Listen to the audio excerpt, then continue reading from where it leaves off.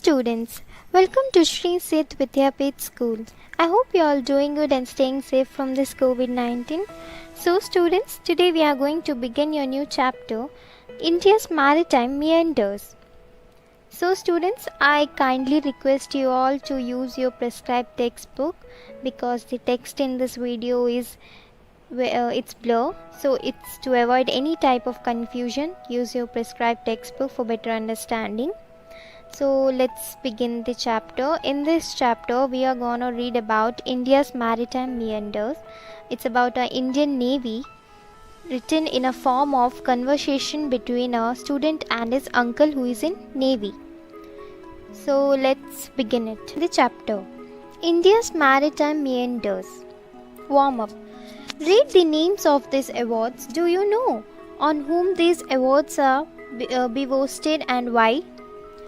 So let's read the awards. Paramveer Chakra, Ashok Chakra, Veer Chakra, Kirti Chakra, Vayu Sena Medal and Nausena Medal. These are the medals and awards given to the Navy officers who serve in Navy. Let's begin the chapter. Read the 2 lines before reading.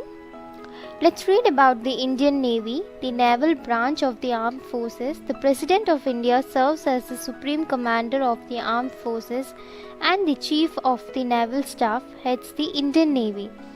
तो ये ऊपर में जो awards है वो सारे awards navy officers को दिए जाते हैं और इस रीडिंग के 2 लाइन्स में ये लिखा है कि हम लोग अभी चैप्टर में इंडियन नेवी के बारे में पढ़ने जा रहे हैं और जो प्रेसिडेंट है हमारे इंडिया के वो इस आर्म फोर्सेस को कमांड करते हैं और वो ही इस फोर्स इंडियन नेवी के चीफ नेवल हेड भी है, मतलब वो इस नेवी आर्मी के हेड और सुप्रीम कमांडर है.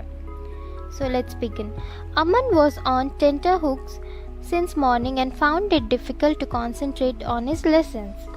अमन जो एक लड़का था वो सुबह से बहुत ही परेशानी में है, अपने आप को वो पढ़ाई में भी कंसंट्रेट नहीं कर पा रहा था.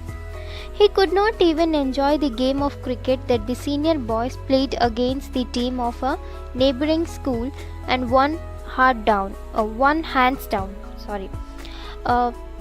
और ना ही वो सुबह से पढ़ाई पे कंसंट्रेट कर पा रहा था, ना ही वो जो गेम क्रिकेट हो रहा था उसके सीनियर बॉयज़ खेल रहे थे उसके स्कूल में, ना उसमें उससे वो एंजॉय कर पा रहा था. उसके सीनियर बॉयज़ किसके अगेंस्ट खेल रहे थे? स्कूल के सीनियर बॉयज़ वो नेबरिंग स्कूल के अगेंस्ट खेल रहे थे और उन लोगों ने जीता भी. He was longing to get home and talk to his uncle Vikrant who was home on a short holiday.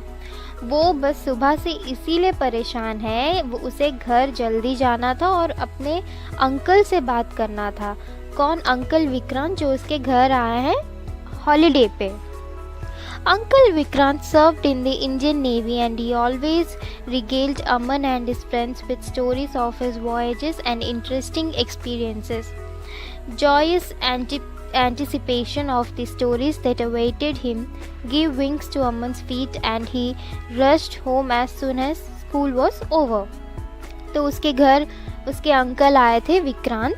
Uncle Vikrant जो थे वो इंडियन नेवी में काम करते थे, वो इंडियन नेवी के लिए काम किए थे और उन्होंने जब भी आते थे अमन और उसके दोस्तों को उनकी स्टोरीज बताते थे. नेवी जो है वो सी आर्म फोर्सेस है, they work in oceans and sea, so navy water से रिलेटेड है.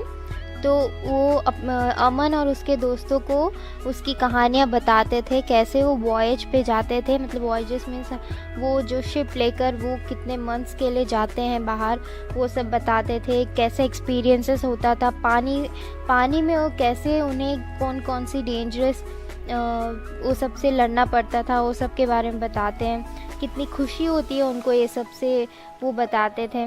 ये सब स्टोरी सुनने के लिए अमन बहुत ही ज़्यादा इंतज़ार करता था और अब जैसे ही स्कूल छुट्टी हुआ अमन तुरंत घर भागा. Uncle Vikrant was in the veranda sipping a cup of tea and chatting leisurely with a friend of his when Aman reached his house. Uncle Vikrant veranda में बैठकर चाय पी रहे थे और अपने दोस्त से बात कर रहे थे। तभी अमन घर पहुंचा। He smiled cheerfully at him and said, "Not playing football this evening?" Aman shook his head vehemently. तो उन्होंने वो बहुत ही खुशी हो के स्माइल किया और उन्होंने पूछा, तुम फुटबॉल नहीं खेल रहे आज शाम? अमन ने मुंडी हिलाया यूं ही। No, you promised me that you would tell me all about your work and you can't back out now. So जब उन्होंने अमन को पूछा फुटबॉल नहीं खेलोगे तो उसने मना कर दिया और उसके बाद वो कहने लगा, आपने तो मुझे प्रॉमिस किया था कि आप अपनी स्टोरीज बताएंगे, अपने काम के बारे में बताएंगे और अब आप इससे पीछे नहीं हट सकते। I don't mean to say it, Uncle Vikrant. My friend Naren, pointing to his friend who also works with me and is posted on the same ship, and I will answer all your questions and tell you all that you wish to know. तो uncle Vikrant कह रहे थे, मैं वैसा नहीं कह रहा था, I didn't mean to say that.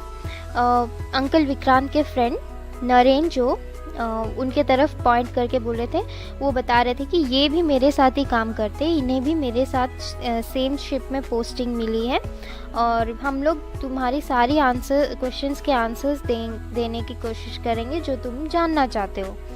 The main responsibility of the Navy is to protect the coastline so that enemies don't target us. Isn't it? asked Aman. तो इस नेवी के मेन रिस्पॉन्सिबिलिटी है कि वो कोस्ट लाइन में protect करे, मतलब coast line से एनिमीज ना आ सके, वहाँ से इंडिया को कोई टारगेट ना कर सके। तो इनका काम है कि कोस्ट लाइन पे उनका प्रोटेक्ट करना, जैसे आर्मी जो है वो बॉर्डर पे प्रोटेक्ट करती है, जो नेवी है जो कोस्ट लाइन में प्रोटेक्ट करती है हमें। So move on to next one. Uncle nodded and said, "You know, Aman, our country has abundant ocean wealth comprising a large number of island territories." Uncle ने हाँ बोल के कहा, तुम जानते हो अमन, हमारे कंट्री में बहुत सारी ओशंस है और बहुत ज़्यादा ओशन वेल्थ है, लार्ज नंबर ऑफ आइलैंड, हमारे इंडिया में बहुत ज़्यादा आइलैंड टेरिटरीज है। Over 10,000 ships pass through the international shipping lanes of this region every year. Over 10,000 ships जो है every year इस island territories इस region से पास होती है, international shipping lanes. About 1,000 million tons of oil is shipped annually around the world from the oil wells of the Persian Gulf to the waters close to India. और हर साल 1,000 million tons of oil जो है वो India को shift होती है पूरी world से, मतलब oil wells of Persian Gulf waters के थ्रू इंडिया को आती है। And not only that, said uncle's friend Naren, fishing, seafood industry, oil and gas from offshore oil rigs, salt pearls, minerals from the seabed and tidal electricity generation are other benefits that we derive from the seas and oceans. यही नहीं, uncle के friend Naren ने कहा, सिर्फ यही नहीं, हमारे India को बाहर से fishing, sea food industry, oil gas offshore से, salt pearls, minerals from the sea bed, tidal electricity, ये सारे बेनिफिट्स जो है सीज एंड ओशियन से हम डिराइव करते हैं, हमें ये सीज एंड ओशियन से हमें ये सब भी मिलती है। So we are interested with the responsibility of protecting not only coast line but also the plentiful natural resources that we have. सो हमारी रिस्पॉन्सिबिलिटी ये है कि हम सिर्फ कोस्ट लाइन पे प्रोटेक्शन, सिर्फ कोस्ट लाइन को प्रोटेक्शन नहीं, हम ये सारी नेचुरल रिसोर्सेज को भी प्रोटेक्ट करना हमारा रिस्पॉन्सिबिलिटी है। Beside this, the Indian Navy is also a catalyst for peace, tranquility and stability. यही नहीं, इंडियन नेवी एक कैटलिस्ट है, वो पीस और स्टेबिलिटी के लिए जानी जाती है। It also provide secure to smaller nations when these nations are in need of humanitarian assistance and relief from natural utilities such as tsunamis, floods and cyclones.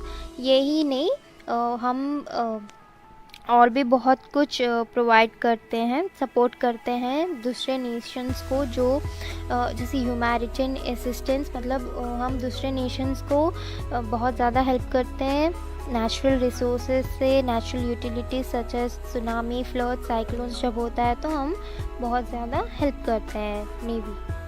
Aman sat and lost in thought for a moment. What a great responsibility the Indian Navy had. अमन बैठ गया surprisingly और वो सोचने लग गया अपने ख्यालों में एक पल के लिए, और ये सोच रहा था कि वाओ कितना अच्छा रिस्पॉन्सिबिलिटी है इंडियन नेवी का. No wonder his uncle look preoccupied sometimes. Suddenly he sat up straight. उसके अंकल जो थे वो प्रीऑक्यूपाइड रहते थे समटाइम्स, तो उन्होंने एकदम स्ट्रेट होकर बैठने लग गए. How many ships do you have in the navy uncle, he asked. Aman ने पूछा कितने सारे शिप्स हैं इंडियन नेवी में. तो उन्होंने जवाब दिया, the Indian navy is a formidable force today, said uncle Vikrant proudly. Uncle Vikrant ने प्राउडली बताया कि इंडियन नेवी जो है अभी बहुत ज़्यादा बड़ी हो गई है, वो इतना बड़ा हो गया कि वो किसी के अंदर डर पैदा कर सकता है. फॉर्मिडेबल मीन्स कॉजिंग फियर और dread. We have 141 ships and submarines and more than 200 aircrafts. Ours is the 5th largest navy in the world now. तो उन्होंने बताया कि पूरे 141 शिप्स और सबमरीन्स है इंडिया में, और मोर देन 200 एयरक्राफ्ट है इंडियन नेवी में. और पूरे वर्ल्ड में इंडिया का जो नेवी है वो पूरा 5th लार्जेस्ट नेवी है पूरे वर्ल्ड का. I admire your uniform, said Aman with a शाई स्माइल. आपकी यूनिफॉर्म मुझे बड़ी अच्छी लगती है, अमन ने शर्मा कर बोला अंकल से. I think you really look very handsome in it. और कह रहा था मुझे लगता है आप उसमें तो बहुत हैंडसम लगते होंगे. Thank you, said uncle and Naren together.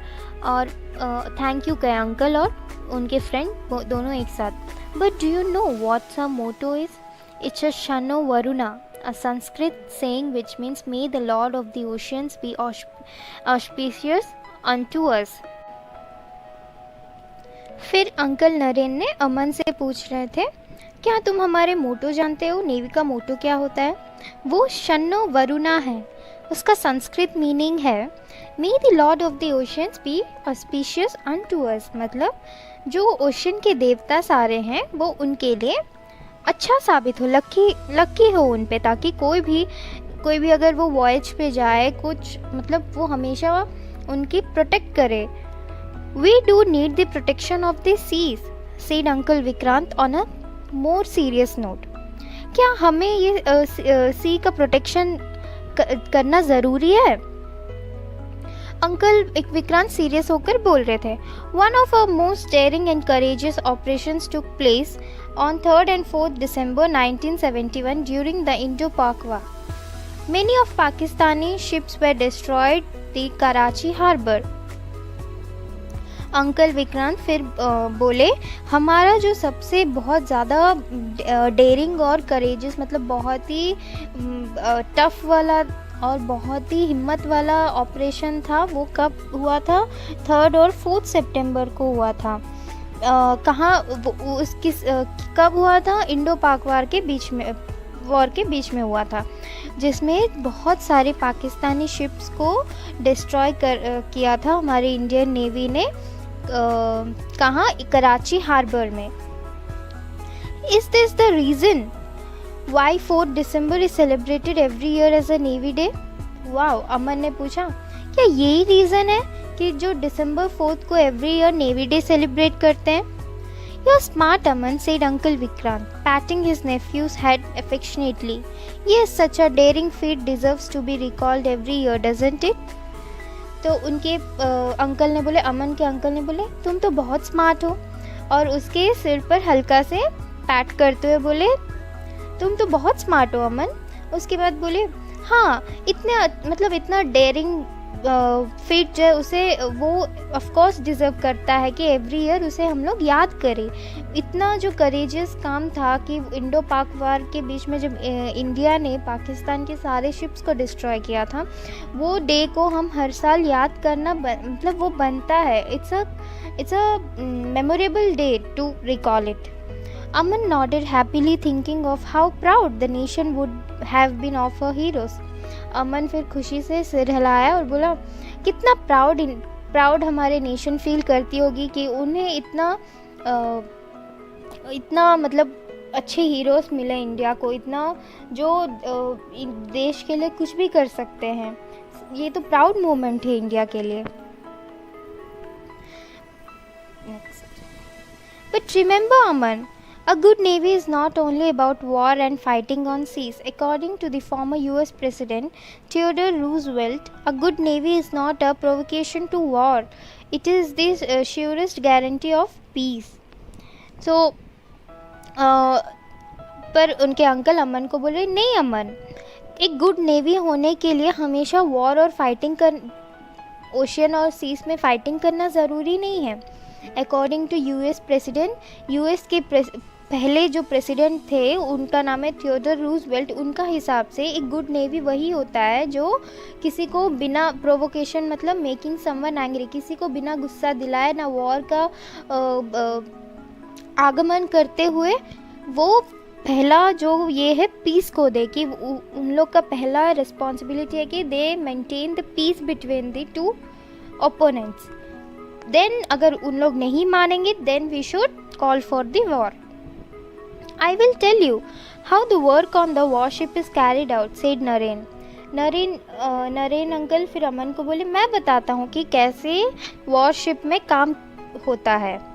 Life on a warship or a submarine is fraught with challenges. Life worship में और या फिर सबमरीन में जब वॉर के लिए जाता है उसमें लाइफ बहुत ही चैलेंजिंग होता है, फुल ऑफ चैलेंजेस, मतलब उनमें बहुत ज़्यादा हिम्मत होना चाहिए। अ वॉरशिप, अ सबमरीन और a naval air station is commanded by the commanding officer. Worship, submarine या फिर नेवल एयर स्टेशन जो है वो ये सब किसके कमांडिंग से होता है? कमांडिंग ऑफिसर जो होते हैं वो इसे कमांड करते हैं, वो उन्हें असिस्ट करते हैं। He is assisted by the executive officer who heads the executive department and is the second in command.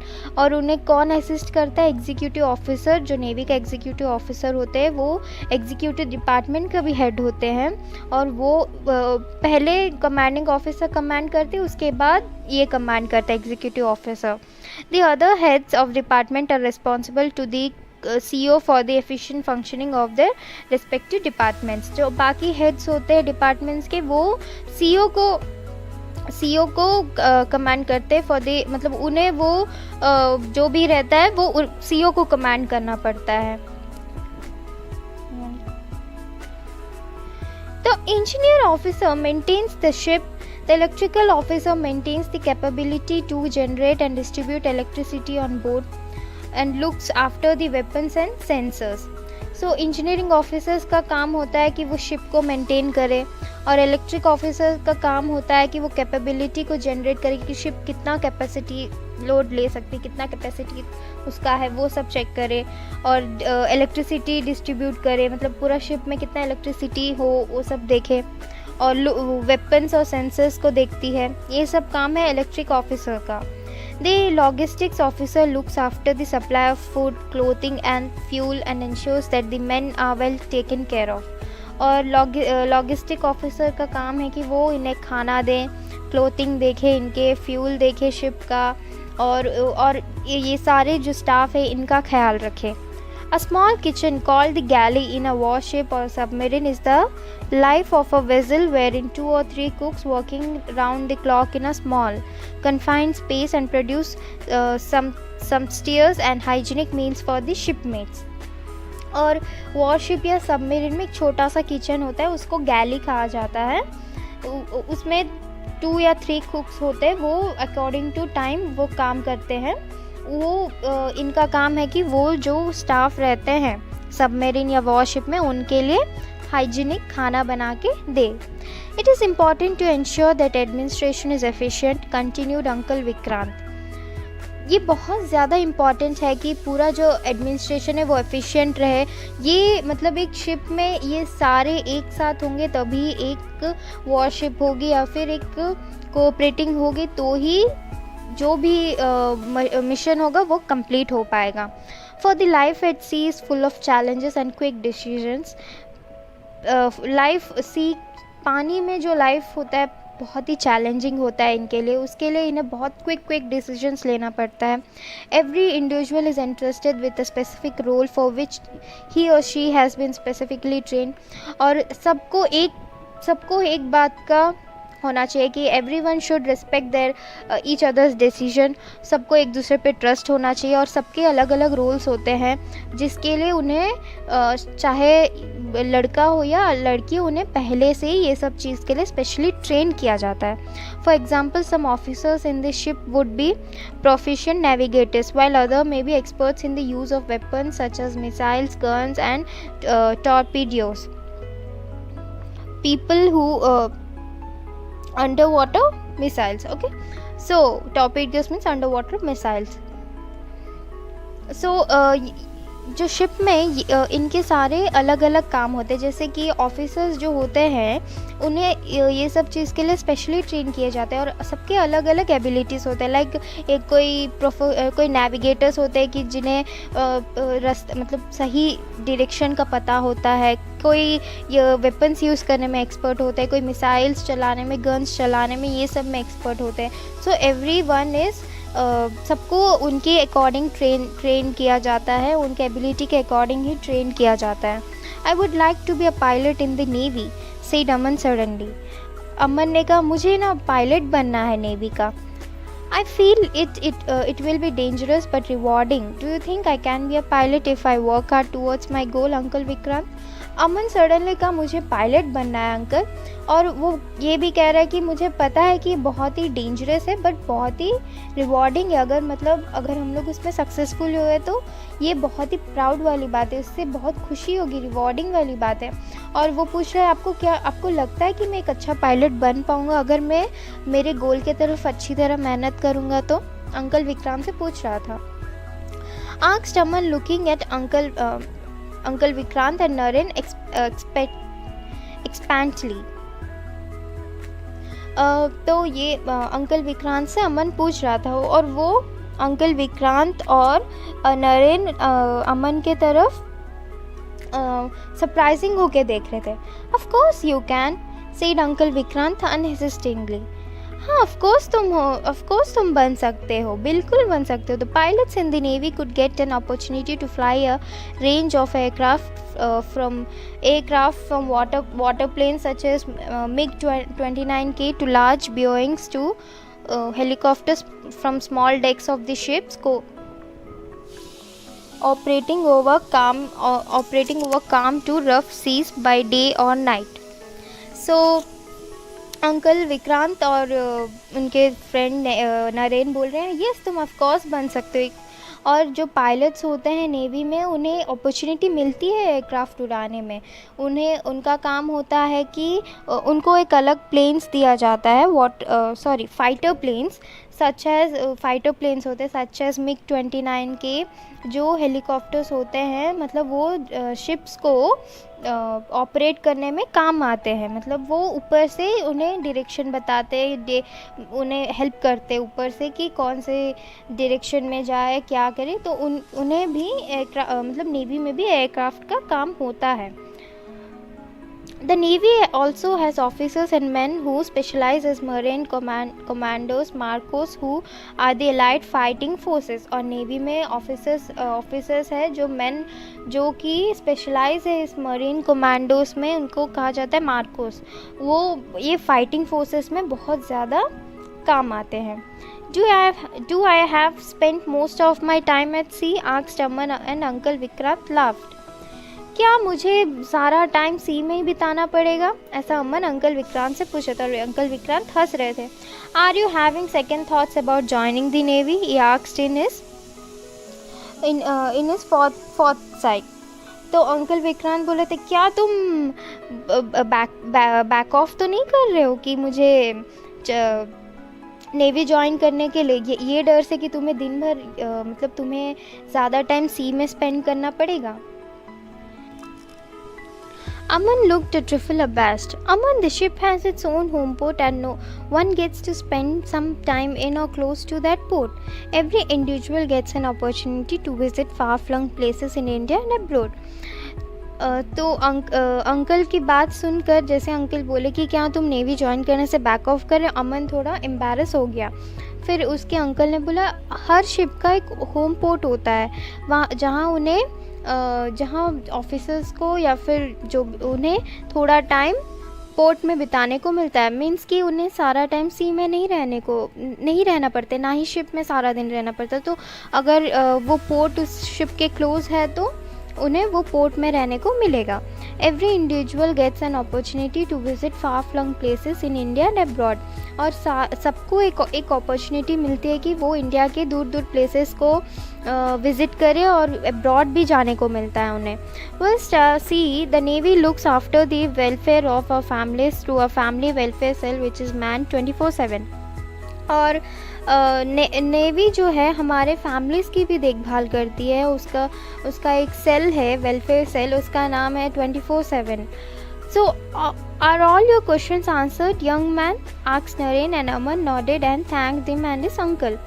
So, Naren uncle, Vikrant uncle के फ्रेंड नरेन अमन से पूछ रहे हैं क्या तुम्हारे सारे क्वेश्चंस के आंसर्स तुम्हें मिल गए यंग मैन? तो अमन बोला येस, और उसने थैंक किया उन्हें और अंकल विक्रांत को थैंक किया अमन। और उसके बाद then holding his uncle's hand he asked would you come over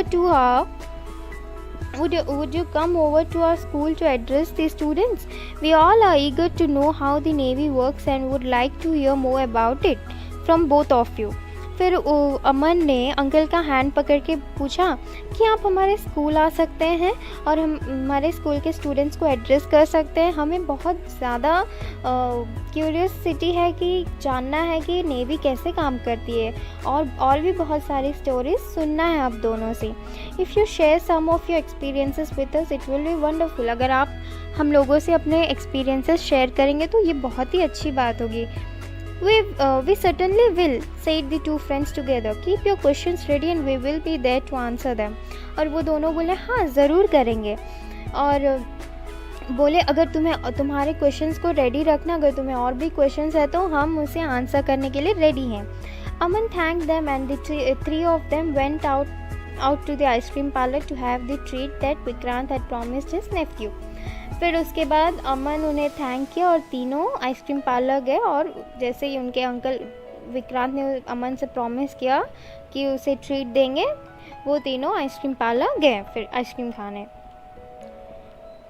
So students, here are the full chapter completed. If you have any doubts regarding this chapter, you can ask me, and please read the chapter nicely, thoroughly, understand it. If you have any doubts, you can ask me. I'm going to clear it out in the next video, and in the next video we are going to solve the question and answers of this chapter. Until then, read the chapter thoroughly.